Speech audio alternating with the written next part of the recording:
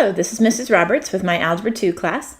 This is the fourth video in Chapter 11. I know it says 11.3 down there, but it is the fourth video. It's independent versus dependent events. Some things depend on each other, some things are independent. We're going to talk about those. We're going to calculate the probability for independent and dependent events. So we need to write this kind of as vocab. Yesterday we talked about doing just one thing and having the probability of being one thing or the other. Today we're going to talk about doing two things. Multiplying is how we're going to do that. Often you'll see it as saying and or and then. You might roll a dice and then spin a spinner. Toss a coin and then draw a card. Draw a card and then draw another card. It can be the same event happening more than once. There are two ways to consider this.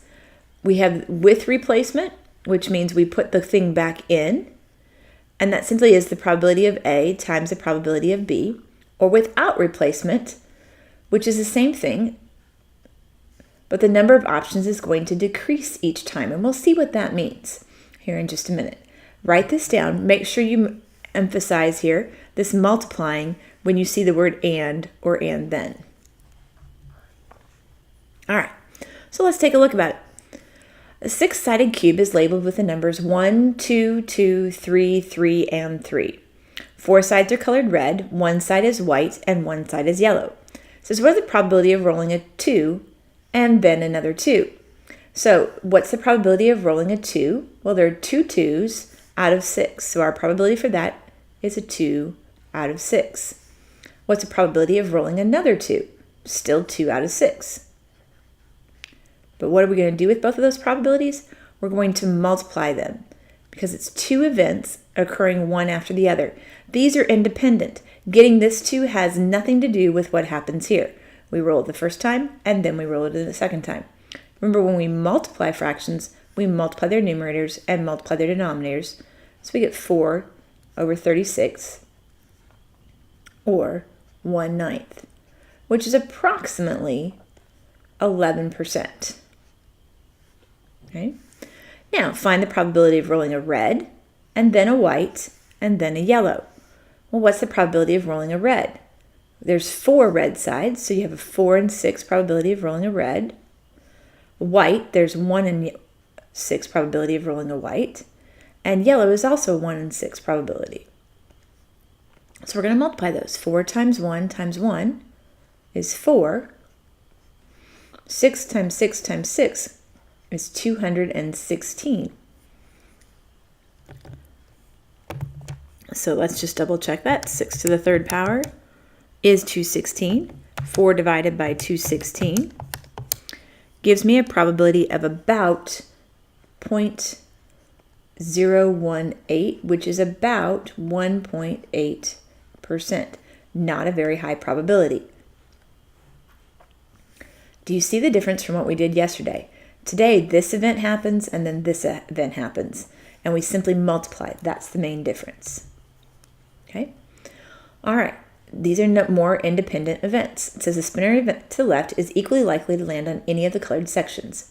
If you spin the spinner 5 times, what is the probability that will land on red, green, orange, red, and purple in that order? So red, what's the probability it lands on red? 1 out of 5. What's the probability it lands on green? Also 1 out of 5. Orange, 1 out of 5.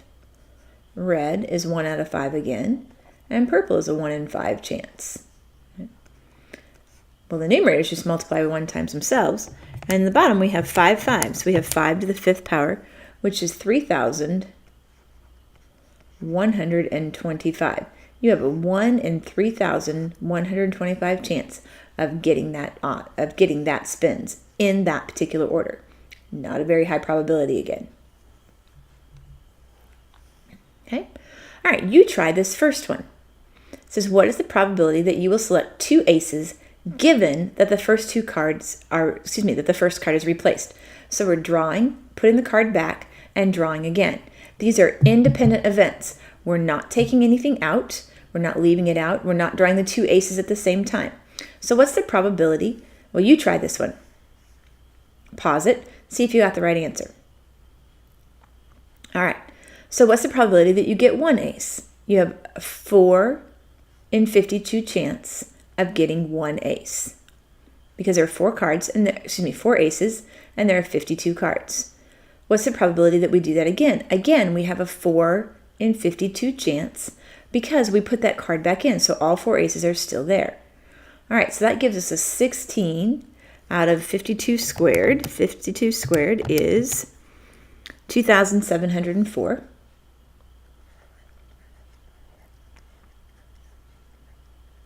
Okay. We could simplify that. I bet that 16 will go into 2,704. So we have a 1 in 169 chance of drawing an ace, putting it back in the deck, and drawing an ace again. Now this next one says something a little different here at the end. What does it say that's different? Right, it says when the first card is not replaced. Okay, what is the probability of selecting a face card and then a 7 when the first card is not replaced? And this is where we talked about where the number of options decreases. What's the probability of drawing a face card? Well, remember, face cards are jacks, queens, and kings. There are 3 face cards and 4 suits. There's a total of 12 out of 52. If you wanted to go ahead and simplify before you multiply, you could. And then a 7 when the first card is not replaced. So we've drawn one card out and we set it aside. We don't have it out anymore, or we don't have it in the deck anymore. So how many 7s are there in the deck? Well, there are 4. But if we didn't put that card back in, how many cards are still in our deck? There's only 51. Okay? So then we're going to take 12 times 4, that's 48. And what is 52 times 51? That is 2,652. Again, we can simplify that if we want. I know that 4 will go into both of those. Let's see. So we have a 12 out of 663. And actually, 3 will go into both of those. So we have a 4 into a 221 chance. You have a 4 in 221 chance of getting a drawing a face card and then a 7. If we wanted to know the probability of that, we could take 4 divided by 221, the percentage I should say. And we have about a 2% chance of getting that. Okay. All right, you try these two.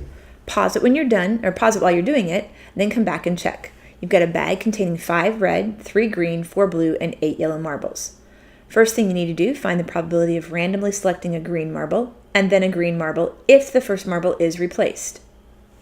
And then try it if the first marble is not replaced. All right, try these, pause it, come back and check.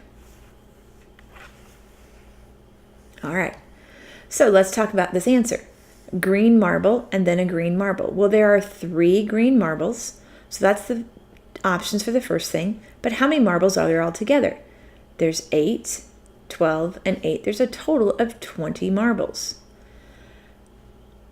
Then we put the marble back in the bag and we draw again. There are still 3 green marbles in the bag, and there are still 20 marbles that are possible. So we have a 9 out of 400 chance of drawing a green marble and then a green marble when we put put the marble back in. But what happens if we don't put it back in? We still have a 3 in 20 chance the first time, but now we assume that we got a green marble. So how many green marbles are still in the bag? There's only 2 green marbles still in the bag. And how many marbles altogether? There's 19. Now I'm going to go ahead and simplify this because I know that 2 will go into there 10 times. So this is 3 over 190. You have a 3 in 190 chance of drawing a green marble, leaving it out, and then drawing a green marble again. Okay, you try these. A bag contains 10 beads, 2 black, 3 white, and 5 red. A bead is selected at random. Find the probability. All right, pause these, try them if you need to, or try them, and then come back and see how you did. All right? All right, what's the probability that you get a white bead, replace it, and then a red bead? All right, white bead, there's a 3 in 10 chance of getting a white bead. We put it back, so there are still 10 marbles in there. Red, there's 5 red. So I multiply across, and I get 15 out of 100. So I have a 15% chance. I could simplify that. That would be a 5. Oops, excuse me. 5 goes into here 3 times, and 5 goes into here 20 times. It would be a 3 in 20 chance. Then we draw a white bead, put it back in, and then get a red bead. This one is the same thing, only no replacement. Still 3 out of 10 white beads. We drew a white bead out. Now there are only 9 beads in the back in the bag. But we still have all 5 red beads. Again, we could simplify. 3 goes into here once. 3 goes into here 3 times. 5 goes into here once. 5 goes into here twice. We have a 1 in 6 chance of that happening. See how our odds change when we don't replace it versus when we do replace it? Okay, this last one. 3 non-red beads without replacement. All right, well, how many beads are non-red? 5 of them, okay, without replacement. So we draw the first one. We have 5 options out of 10 for that first one, but we don't put it in. So we now only have 4 beads left out of 9. And then we do it one more time for 3 times. And so there are only 3 non-red beads left in there, and there are a total of 8 beads. Now again, I would try to simplify this. I know this goes in, 5 goes into here twice. I know 4 goes into here twice. And I know 3 goes into here 3 times. It makes it a little simpler. You can do it without, but it's nice if it's always simplified. So we have a 1 times, and we have 2 times 3 times 2, which is 12. We have a 1 in 12 chance of that happening. Okay, today's lesson was pretty short, so I want you for class tomorrow, summarize what you've learned and write at least one question you have about the lesson. Hope you have a great day.